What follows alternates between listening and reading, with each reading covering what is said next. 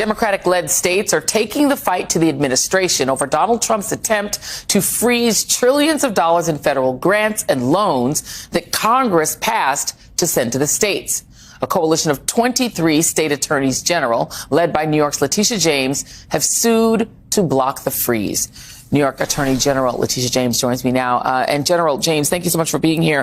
Tell me about this lawsuit. New York and California are leading it. It's 23 states and cities total. What are you looking to have happen? So thank you for having me, Joy. Not only is it California, but it's Rhode Island, it's Massachusetts, it's New Jersey, it's Rhode Island, and it's the state of New York, which is leading this matter. What we are seeking, obviously, is a temporary restraining order and then a preliminary injunction against this illegal act. It is ultra-virus. It exceeds the authority of the President of the United States. It's in violation of the spending clause. So the United States Congress has control of the purse, and so this President of the United States cannot disrespect the co-equal branch of government with the stroke of a pen. And it's important that individuals understand that a number of states, their portals were frozen today. Here in the state of New York, our portal, our Medicaid portal, was closed off. There was a state in Arizona, Attorney General Mays indicated that, in fact, just last night, she had seized over 500,000 pounds of methamphetamines, and that drug program, that interdiction program, that could have been affected. Law enforcement grants, food for seniors, Meals on Wheels, Head Start, aid to farmers, aid to pregnant women, aid to children. The list goes on and on and on. It is unprecedented, unparalleled, but basically illegal, unconstitutional, reckless, and dangerous. And, you know, it seems that that Donald Trump is testing federalism itself and attempting to seize for himself and for his administration powers, as you point out, that were in the Constitution designated to Congress, and then sort of doing the same thing in sort of launching what feels like almost an invasion of these states with ICE agents on the streets of American cities. We know that New York City joined the list of cities where these performative raids are taking place, sometimes with celebrity podcasters joining along, Dr. Phil there on hand. It's almost as if they're doing it like a reality show. What protections can the Attorney General's office offer to the people of New York in this case? It's chaos, confusion, and it's conflict, but basically it's fear. And what it's having is a chilling effect on undocumented and immigrants here in the great state of New York. We are monitoring this situation. It is my understanding that ICE was in New York City and in parts of Westchester and in the Bronx today, but they were focusing on dangerous individuals. And obviously we support their efforts in that regard. But when it comes to individuals who cannot go to school, children who cannot go to school, individuals who are victims and witnesses to crime who are afraid to go into courthouses, individuals who are victims of domestic violence and cannot get orders of protection because they're afraid to go into court, individuals who cannot go see their doctors.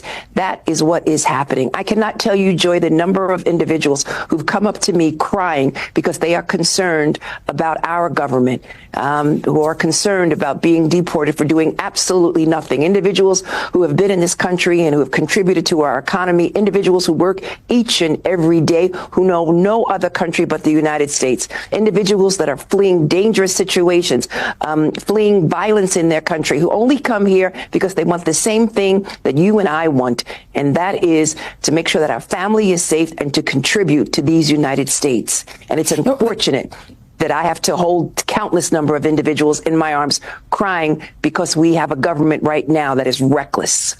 Reckless and also, I mean, as I've said, performative. I mean, I want to show you an image of Kristi Noem, who was just confirmed, the former governor who was confirmed as a Department of Homeland Security. I mean, it's as if she's cosplaying.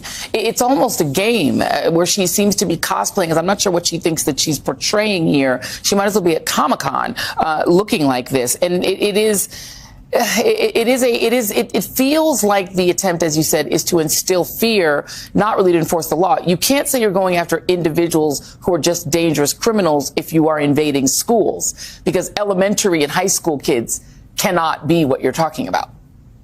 And again, in Newark, New Jersey, as you know, they also detained an American citizen who was a veteran. It is performative theater, and it's nothing more than shock and awe.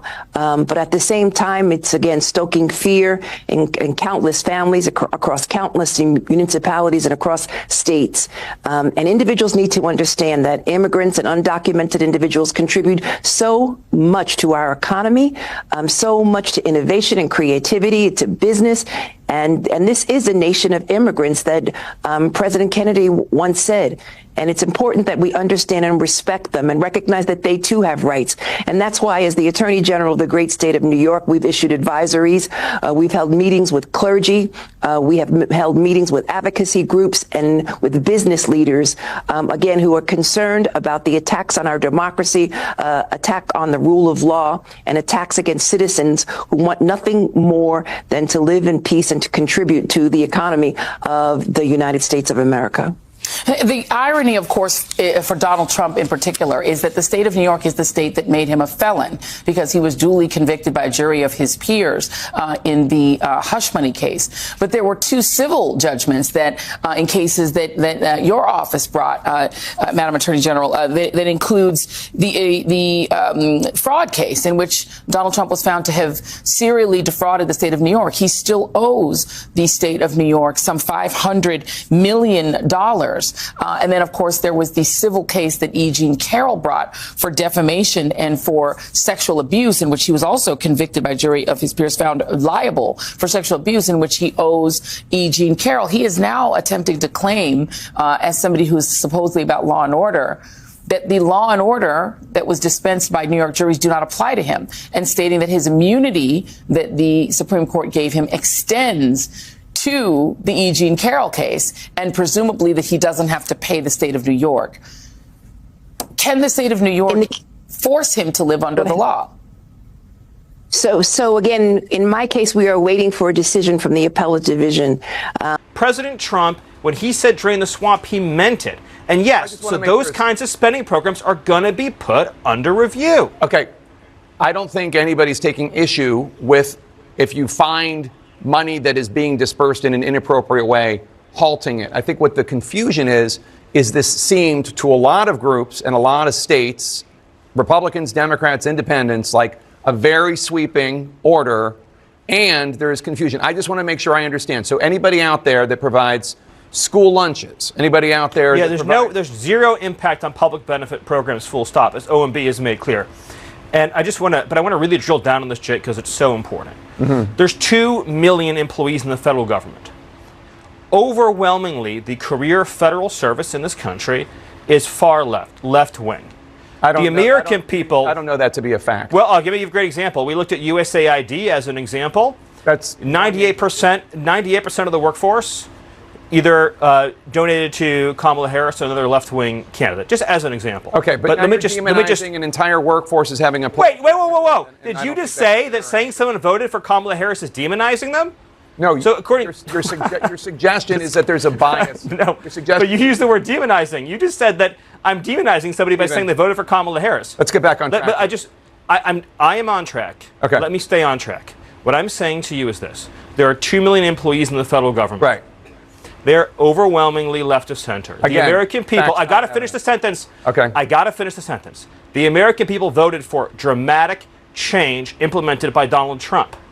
So it is essential for him to get control of government, to establish a whole of government process for Donald Trump's political appointees to review discretionary grants of spending for pet projects that are not directed by Congress. In other words, these are pots of money where Congress hasn't said how to spend it or where to spend it.